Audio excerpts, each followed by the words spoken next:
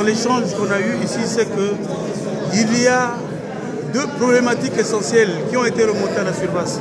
Notamment de chercher à savoir que le Congo ne va pas changer tout seul. Il faudra que les Congolais créent le rapport de force pour se débarrasser de ce système en place. Tant que les Congolais ne s'impliqueront pas, le Congo ne changera pas. Donc j'ai toujours répété la citation de Magellan. On ne libère pas un peuple se libère tout seul. Donc tant que les Congolais ne comprendront pas cette nécessité et de dire que finalement Sassou va partir par vieillesse, mais il ne faut pas oublier que c'est tout un système. Il ne s'agit pas de changer un simple logiciel. Il s'agit de changer ce qu'on appelle en informatique tout le système d'exploitation. Parce que changer un système c'est un programme. C'est comme si aujourd'hui on dit, bah, écoutez, comment est-ce qu'on va faire pour sauver les jeunes? Il ne suffit pas seulement de mettre en place des programmes. Non, ça ne changera pas, tant que le système sera le même.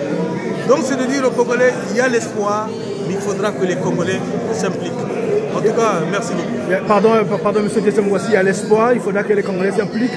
Est-ce que vous pensez que Guy Mafimba, l'appel de Guy Mafimba constitue aujourd'hui un appel, un espoir que les Congolais peuvent dorénavant caresser? Oui.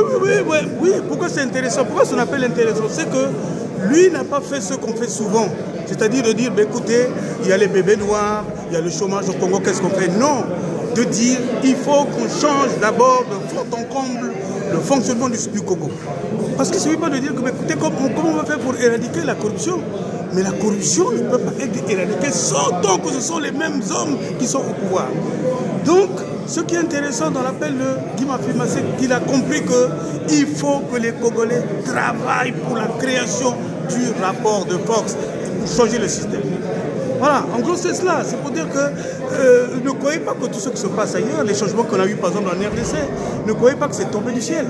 Un changement n'est pas ex nihilo. Un changement, on doit travailler sur un changement.